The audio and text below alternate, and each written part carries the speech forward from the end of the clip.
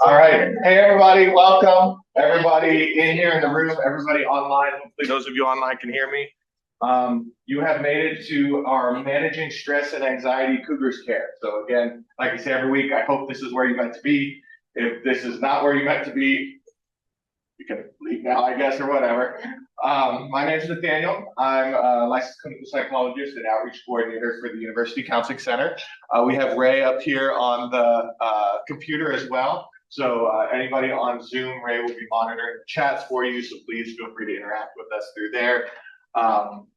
And basically, I'm hoping that we can spend the next hour, hour and a half together learning how to manage our stress and anxiety. Ray, if you could get me the next slide when you're able. Our goals for today, we're going to learn about different types of anxiety and stress and how those are trending on APU campus. Then we're going to talk about, and we're going to spend most of the time on this point, we're going to talk about 3 different ways you might practice to deal with your stress and anxiety. Those are going to be grounding techniques that are useful for panic attacks, progressive muscle relaxation, and decatastrophizing. So those are going to be the main things today. And then we're going to talk about where to go for more help, which is going to be a plug for the Counseling Center. Because again, I work for the Counseling Center. I always put a plug for the Counseling Center in my presentations. Next slide, please. So a lot of you are probably here for some kind of attendance credit, right? Maybe some of you are here for SONA credits. Maybe some of you are here for extra credit for your professor. Maybe some of you are here because you want to attend 4 of our workshops. If you attend 4 of our workshops, we'll give you a certificate of completion you can put on your resume and stuff like that. So for all of those things, please make sure you stay to the end and complete the name and email portion of the final survey. Because if you don't do that, I won't know you're here, I can't grant you the SONA credit, and you're going to have to email me later being like, why didn't I get my SONA credit, et cetera, et cetera. So please make sure to stick around for that and pay attention and let us know if you have any questions. If you do have any problems after this workshop, you can email me at nfernandez@atu.edu. That's the best place to reach me. Next slide. There's not going to be, hopefully, a lot of triggering conversations today. We will be talking about mental health topics, but we're not going to be like doing a counseling, session here. We're doing a workshop together. But if there is anything that people share, please keep it private. If anybody gets triggered by any of the things that we're talking about, please feel free to take a break and step out. Also, just if you need to take a break for any other reason, step out. Bathrooms for those of us in here are located just out this door over there. And bathrooms for those of you online, you know what the bathroom is already. Also, there's no dumb questions for y'all to ask. We're all coming at this with a different level of pre-understanding. So some of us may be like 4th year psych majors. Some of us may be like 1st year math majors. Like we all have a different amount of exposure to some of the resources that I'm going to be talking about today. So please ask me any questions that you have at any time. And those of you online, please put them in the Zoom chat so that Ray can ask them to me and I can answer them. Next slide, please. So we're going to start this off just with a quick breakout group. So Ray's going to put breakout rooms together for you on Zoom in a second. Please go ahead and accept that invite. For those of you that are in here, gathering in groups of 3 or 4, whatever, around here. We'll start off just by introducing ourselves to each other. We're going to be sitting together for an hour. We should at least get to know each other's names.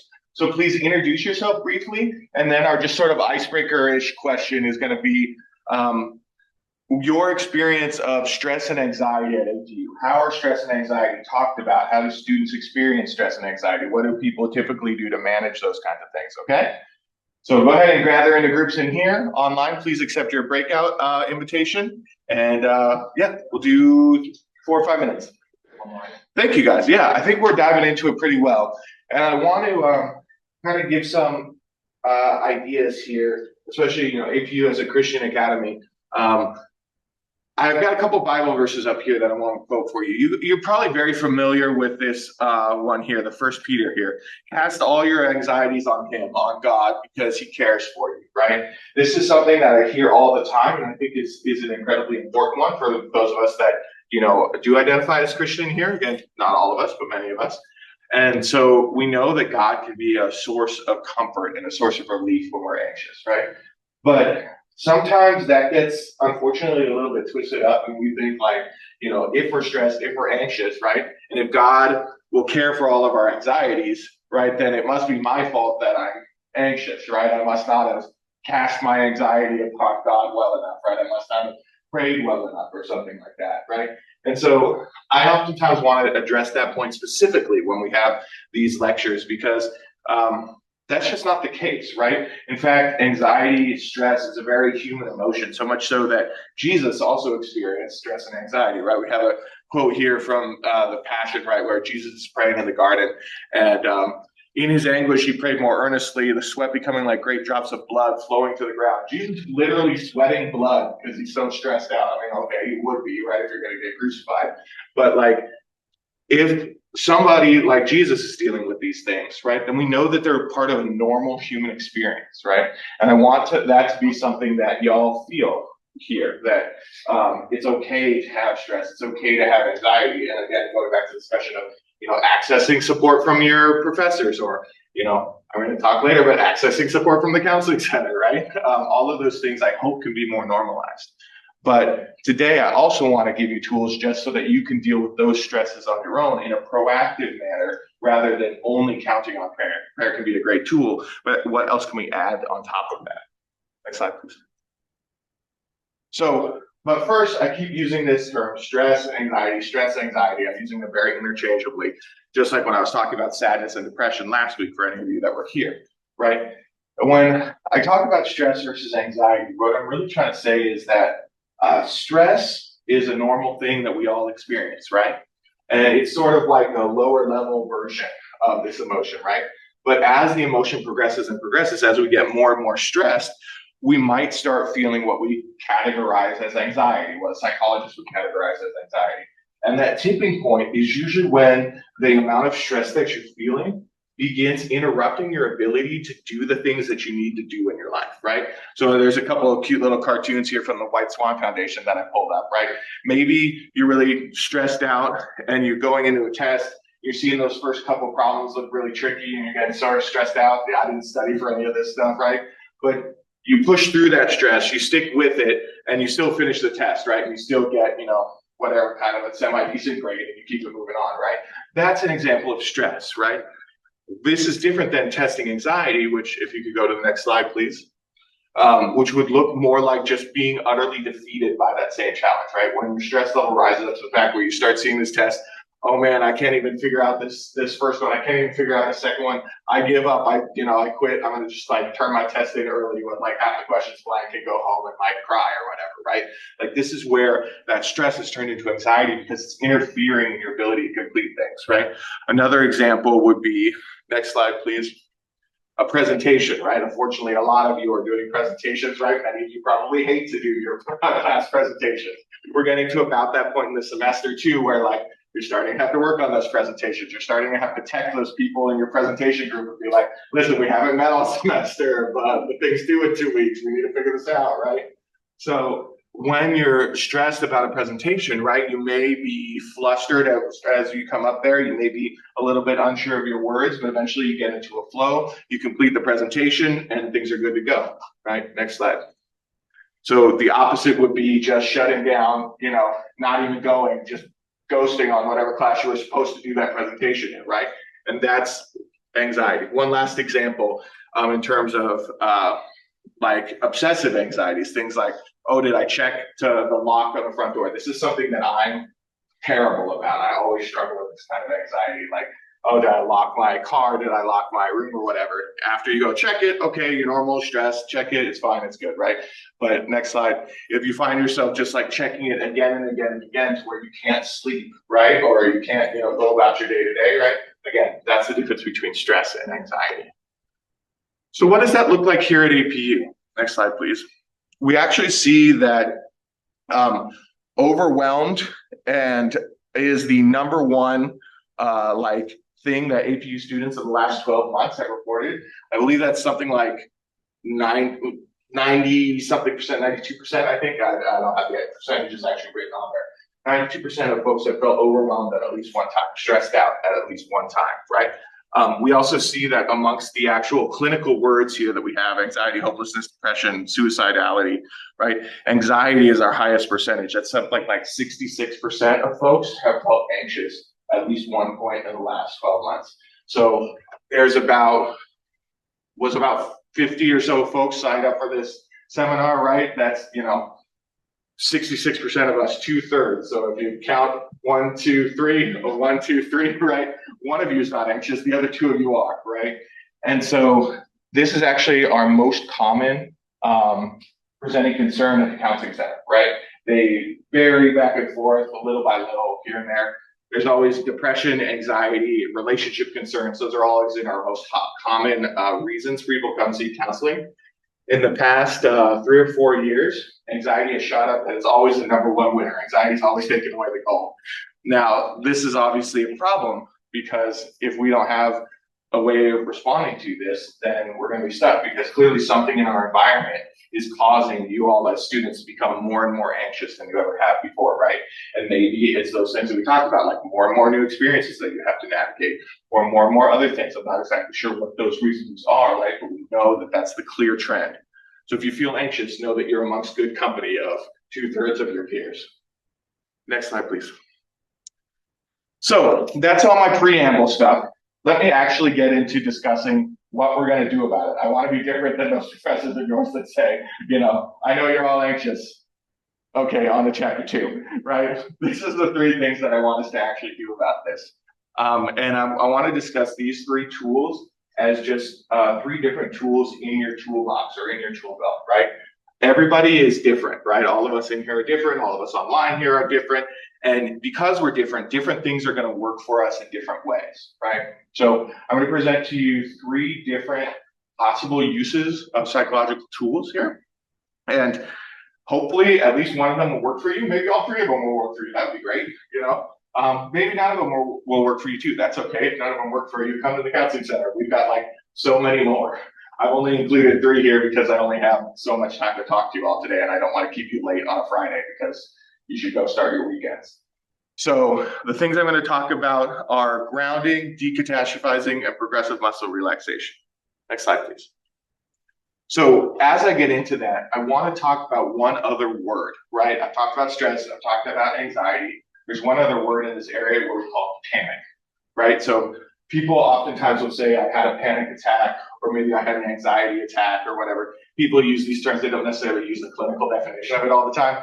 You guys don't need to learn a clinical definition, unless of course you're in, I don't know, some psychology class that asks you to learn this clinical definition. It's really not important to you, right? But what is important to you, and why I'm spending so much time defining these terms, is that panic is different from anxiety in subtle ways, but in ways that make it critical to understand, because if you use some anxiety coping skills for a panic attack, they're not going to work.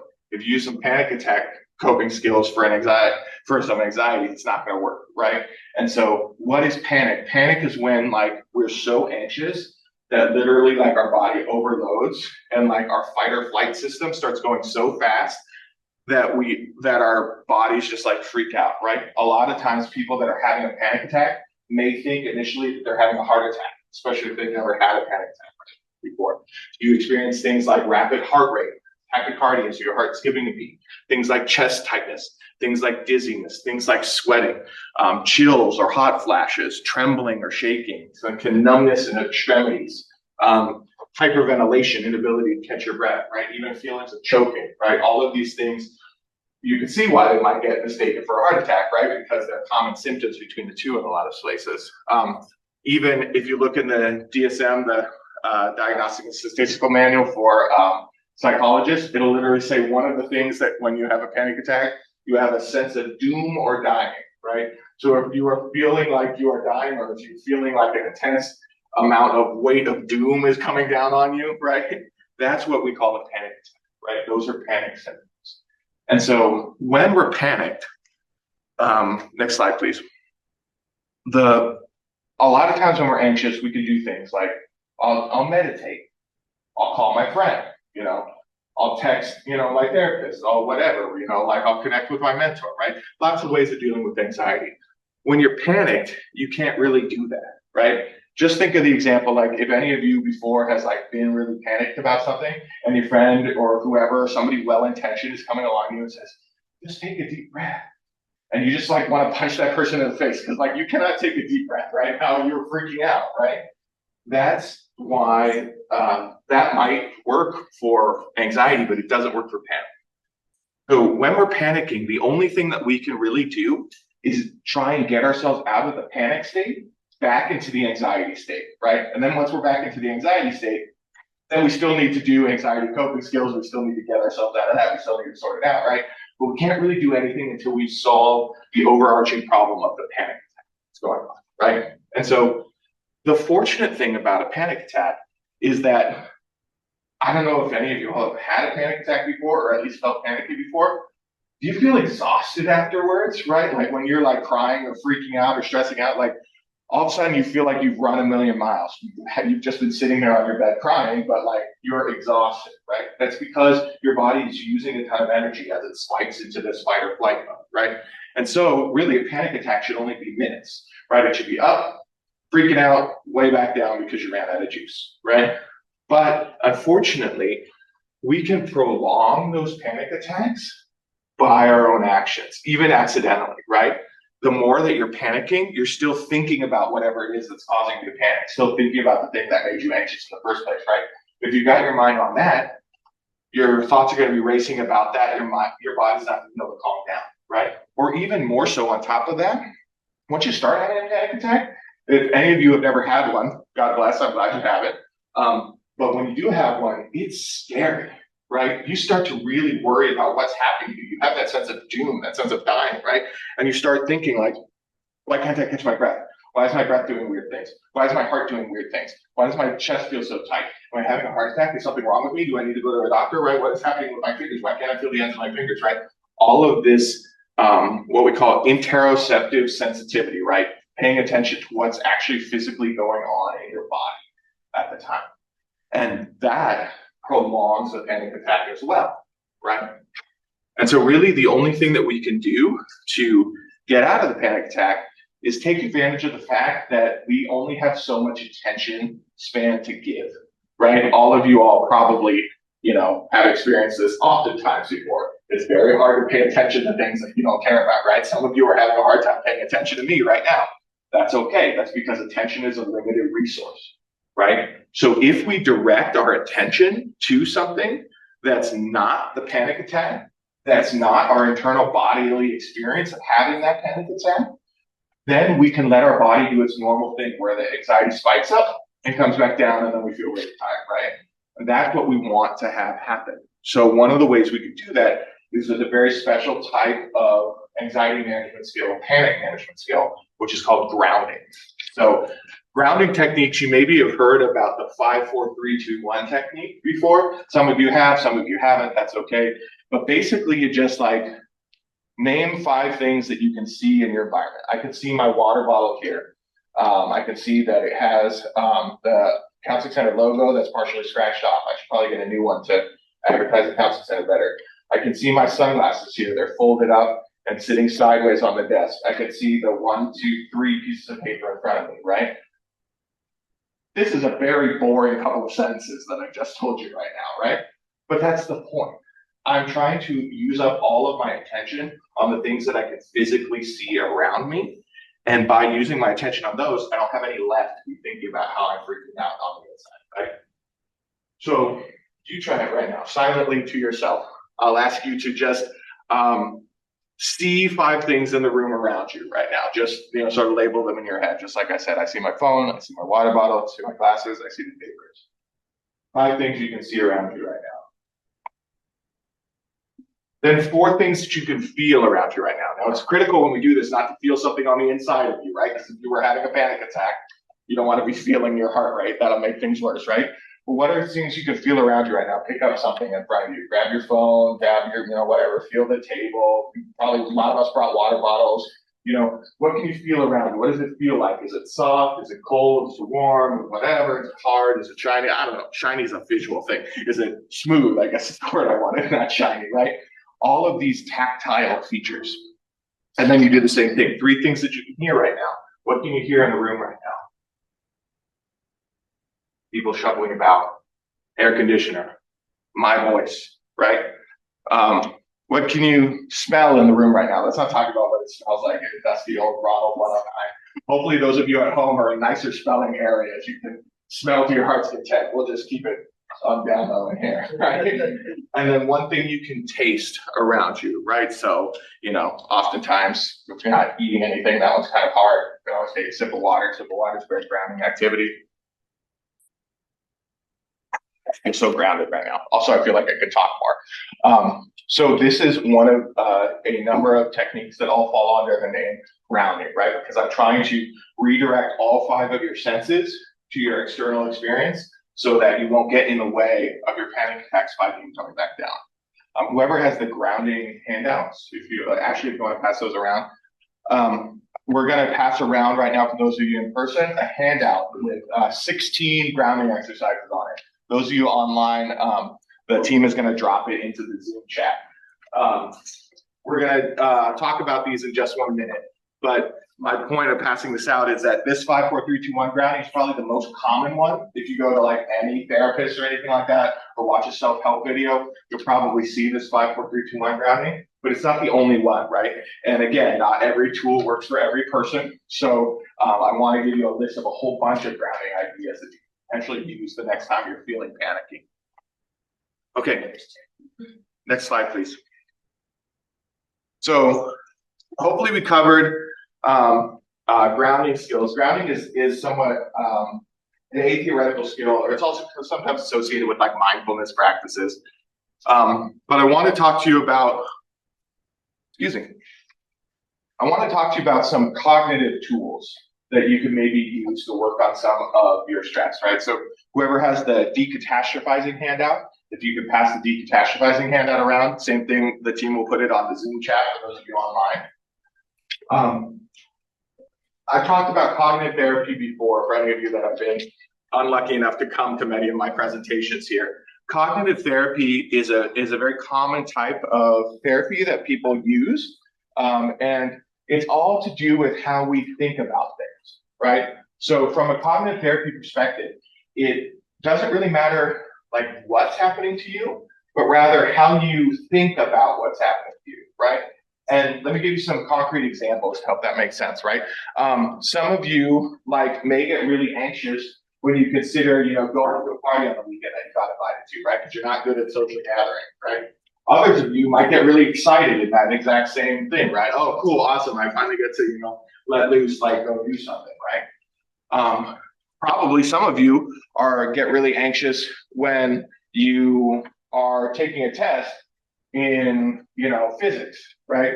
Where the physics majors among us get really anxious when they're taking a test in their public communications class or something, right? Like that, right? It all depends on how you think about and how you interpret what's actually going on for you that causes how you feel about it, right? And sometimes when we get really anxious about something, we start to engage in what's called catastrophizing. So you guys probably get that word, catastrophe, right? Like something going really bad, right?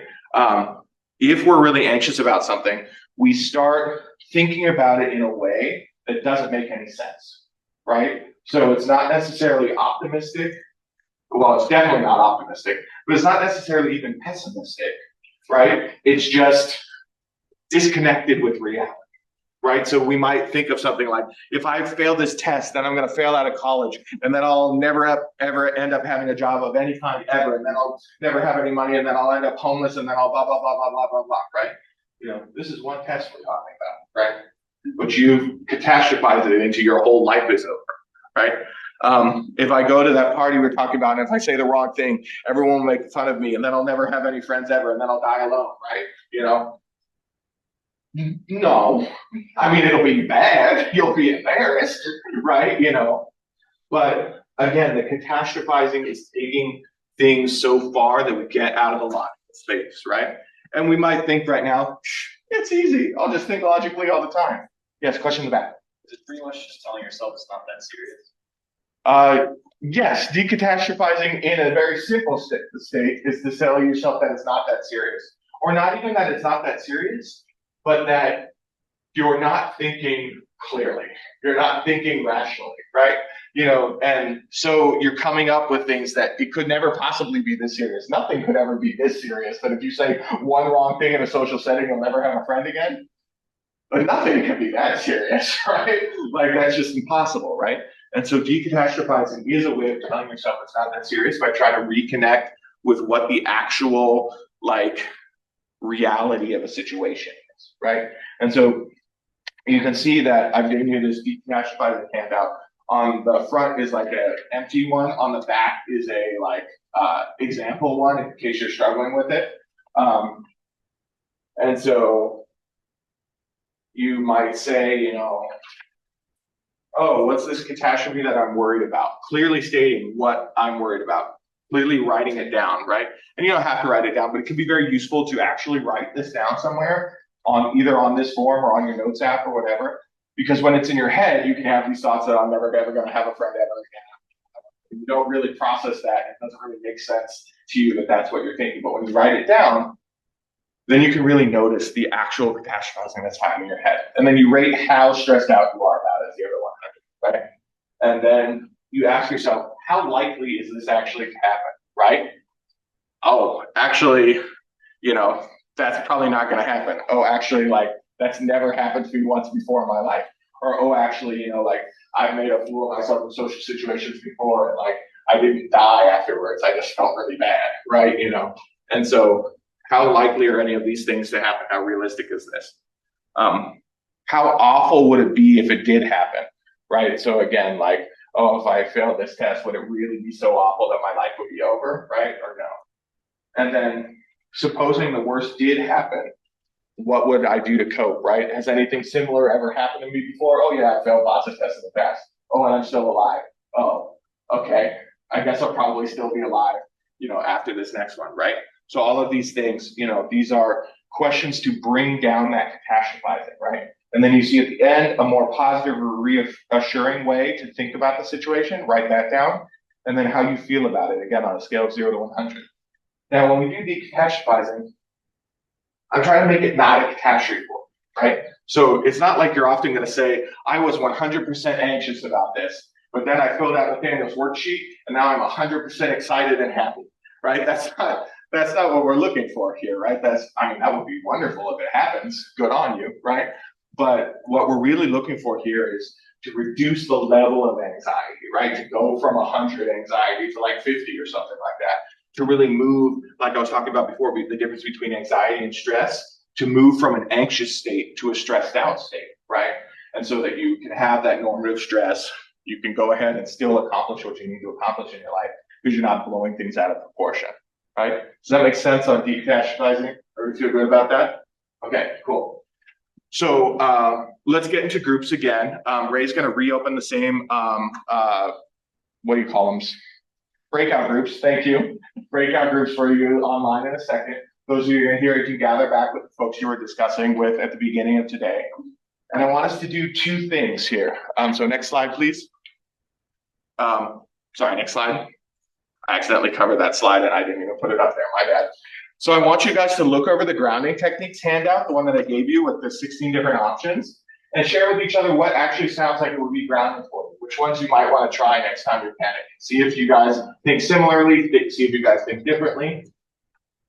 And then we'll go into the decatastrophizing one next. And you can share with the group about a time you were thinking catastrophically, right? You don't have to share your deepest, darkest secrets, but share about a time that you struggled with this kind of thing, right? And how did you get out of it? Obviously, y'all got out of it somehow because y'all are here now. So what was this big catastrophe that you thought? And how did you find yourself getting out of it? How did you find yourself coping through it, right? Okay, everybody got the assignment? Everybody feeling good? Okay, go ahead and open those breakout rooms. Everybody in here gather around. It'll give you about 5 minutes or so. All right, I love it. Thank you guys so much. I really appreciate you engaging in this kind of stuff. I really appreciate you thinking it through. And I really hope you can use a couple of these tools, right? But I promised you 3 tools. So let's go into the third one now, if I can get my next slide. So the next tool that I want to talk about is called progressive muscle relaxation. So this is something that some of you all have heard about before, maybe, but maybe not. It's a very specific type of stretching. So we talked a lot already about sort of mindfulness and grounding. We talked a lot already about cognitive like types of relaxation and changing how we think. Well, sometimes anxiety is so physical for a lot of us, right? Sometimes you just get so tense, right? And so from a behaviorist perspective, sometimes it can be really useful to use our bodies and physically relax our bodies in a way that can help us be less anxious, right? And so This is what a behaviorist would say, right? They would say something like, the body's anxiety reaction is your fight or flight response, right? We have this whenever we're, confronted by something that scares us, right? Our body naturally gets ready to run or to fight. Or you also might end up freezing or fawning. There's a lot of other ways of doing it. But the most basic is oftentimes called fight or flight, right?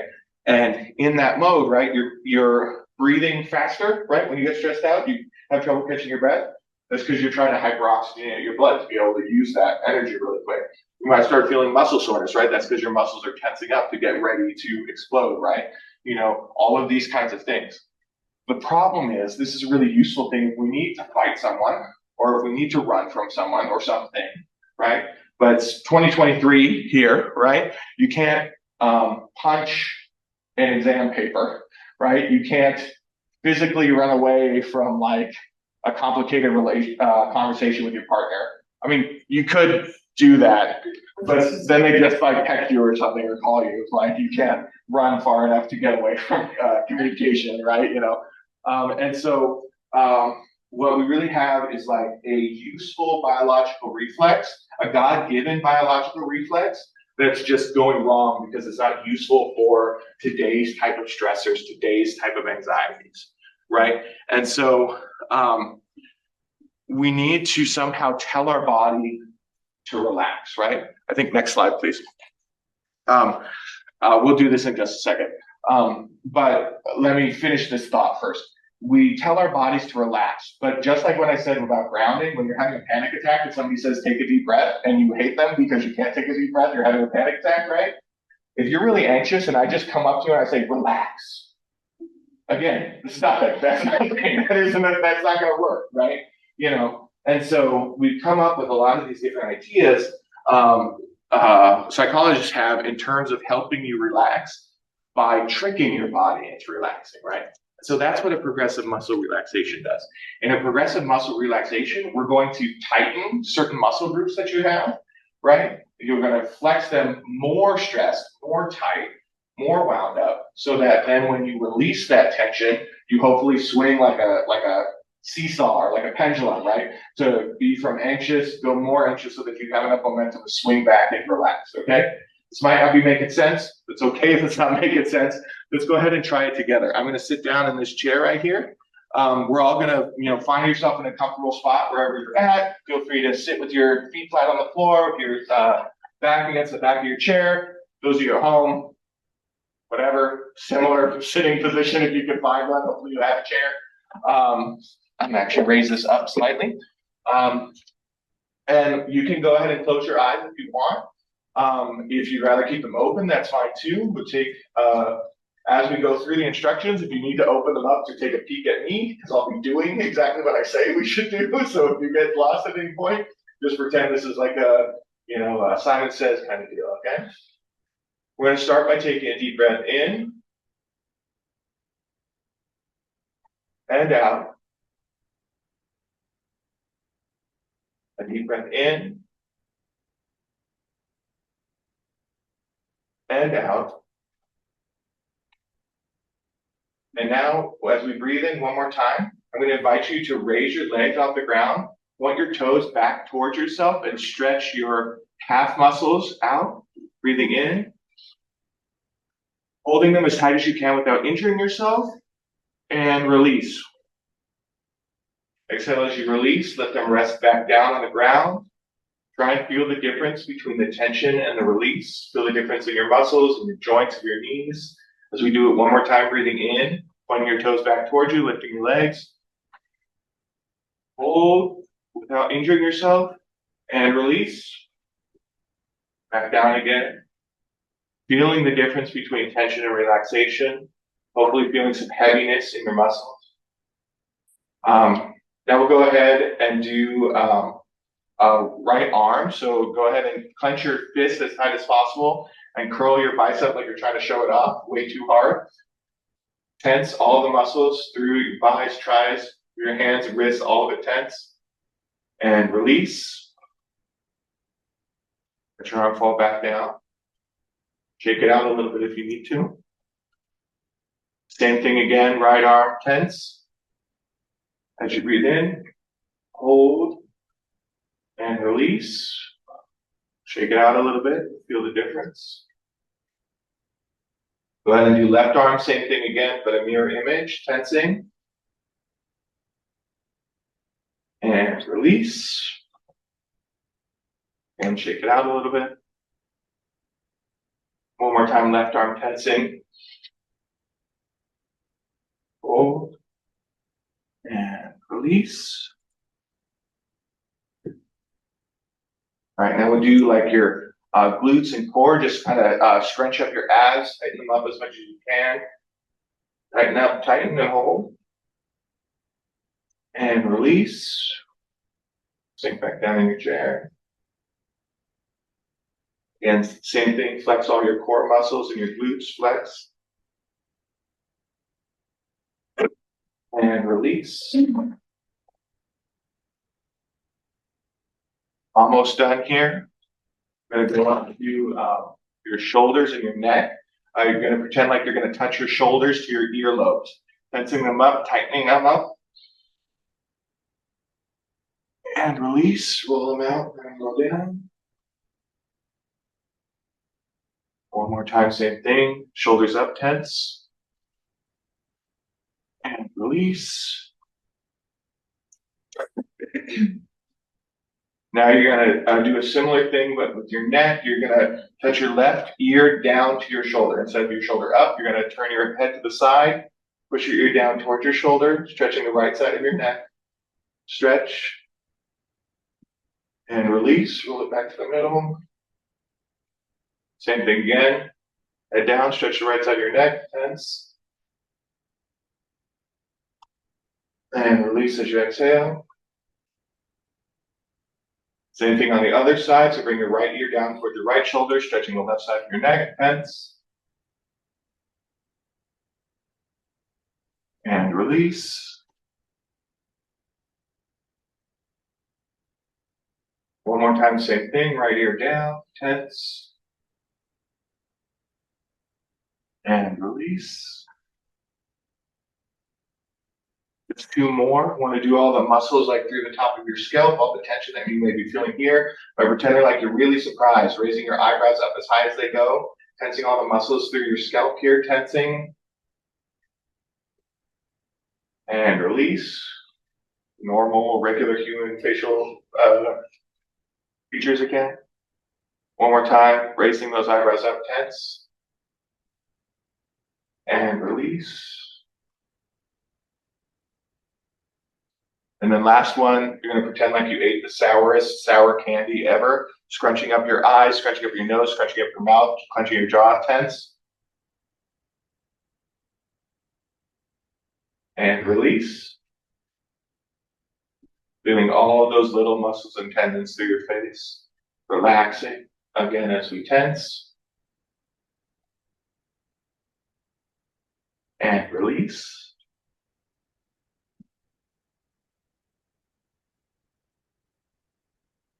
Now we're going to take two more deep breaths, and as we do so, any remaining tension you have, feel free to roll it out, stretch it out, whatever you have. Breathing in and out. And one last deep breath in and out. When we're ready, go ahead and open your eyes back together. We'll all come back together as a group. All right. Ooh, that was weird standing up. My legs feel a little bit like jelly right now. How's everybody feeling? A little bit more relaxed? You get that feeling, the difference between the tension and the release, right? Yeah, and hopefully you can do that anytime. Obviously, we did a whole body progression there. You could do it for even longer than I did it, but I did it for a long time, I know. But maybe you start to notice problem areas for yourself. For me, it's always my neck muscles and the facial muscles, right? That last one that I did, right? And so sometimes I'll just do those targeted areas when I only have a minute and like nobody's looking at me making a weird face, right? You know, I'll just do those really quickly for myself. And it could lower my overall level of bodily stress. And if my bodily stress is lower, my actual emotional stress will be lower as well, right? Okay, so that's progressive muscle relaxation. I think we have a handout on it. Ashley has it, so we're gonna pass those out for you. This is a way that you can go through this by yourself. Again, if you ever want to, on Zoom, the team will send it to you. But you can also like Google progressive muscle, right? You'll get like YouTube videos or like you can enter it into your Calm app or whatever. There'll be plenty of ways that you can access one if you want somebody to read it to you. All right, next slide. So, like I said, all of these presentations always end with an ad for the Counseling Center. So this is my ad for the Counseling Center for today. When should you seek help? When your stress is moving towards anxiety, when you notice it's overwhelming you, when you notice it's impairing your ability to take care of yourself, when you're preoccupied with your stress all the time, when you're feeling overwhelmed by your stress, if you feel like you're a danger to yourself or to someone else, or just any time that you think that it might be nice to have less stress in your life, please go talk to somebody. You know, APU has a wonderful amount of resources, as we already talked about. The professors are much more understanding than you might think at first. We also have a bunch of supportive services for you. Next slide, please. Those include the Counseling Center, but they also include the Academic Success Centers, Student Financial Services. When your FAFSA is all messed up, at least somebody can walk it through with you and help you figure out how the government is messing up your paperwork, right? Campus Ministry has, you know, pastoral counselors as well if you're a person that wants to access something like that. Campus Safety is always around if it's about the security of your environment. ADR, Accessibility Services, even our SCRD Center, right? And many more after this, right? Next slide, please. So if you want to find the Counseling Center, we're on East Campus. So this campus, basically as far away from this place as you could be. So if you just walk that way until like you're across the street from In-N-Out, that's where the Shire Mods are at, right? Just past the baseball field. We're right over there. You can find us there anytime. We're open from 8:30 to 4:30, Monday to Friday. So feel free to come in whenever. We also have 24/7 urgent care services. So you can come in person if you want during our regular business hours. But if it's like 2 a.m. on a Saturday, right? Don't come in, I won't be there. But we will have urgent care counselors standing by on the phone. So you can call us anytime at that main counseling number, 626-815-2109. And you'll get the message machine, you push 2, you can access a counselor at any time. Also, all of our services are available in person, over the phone, or over Zoom, right? So if you're, you know, if you're a commuter, whatever, blah, blah, blah, if you work during the day, right? Feel free to access us in whatever way is most useful to you. Next slide, please. This is where we're at. This is the health center here with the nice glass door. This is our door over here with the nice thing that says warning automatic door on it. This is called Magnolia Court because there used to be a magnolia tree here. Then that died and they planted this tree. Since this picture has been taken, this tree has also died. So now if you come to Magnolia Court, you will just see some bushes, but it's still called Magnolia Court and you can still find our offices right there with the Simon City University Counseling Center and the green awning. Next slide. In rare cases, if somebody's an immediate threat to themselves or others, please do call 911. But again, these are rare cases. Next slide, please. And so this is my final thing. I end all of these workshops with a call to action. I'm not going to make you get back into your groups, but the call to action for you today is, what's one thing surprising, something new that you learned today that you didn't know about before? Remember that one thing. I know I said a lot of words today. I'm just asking you to remember one thing that I said for today. And then one thing that you can practice this week, even this weekend, right? Since it's Friday, one thing that you can do this week, whether it's the grounding exercises, the decatastrophizing, the progressive muscle relaxation, the going in to see a counselor, whatever it is, one thing that you can do for yourself this week to help with your stress and anxiety. Feel good to everybody? Okay, sounds good. I'll be available for questions up here. You can also put them in the chat. You guys can ask them as a group and I can answer as a group, or if you want to ask me individual questions, please feel free to come on up. Next slide. We have 2 more of these left available. So if you loved hearing my voice today, or if you need more soda credits, or if you're really close to 4 workshops, if you want to complete 4 workshops, again, you get a certificate of completion for your resume. But next week will be solving conflicts and improving relationships, especially intimate partner relationships, but also social relationships in general. And then our last one right before Thanksgiving break will be setting goals and managing your time wisely. So if you ever want to, you know, set goals and manage time, come talk to me. We'll hang out. Again, it'll be in this room and on Zoom, 1 o'clock to 2:30.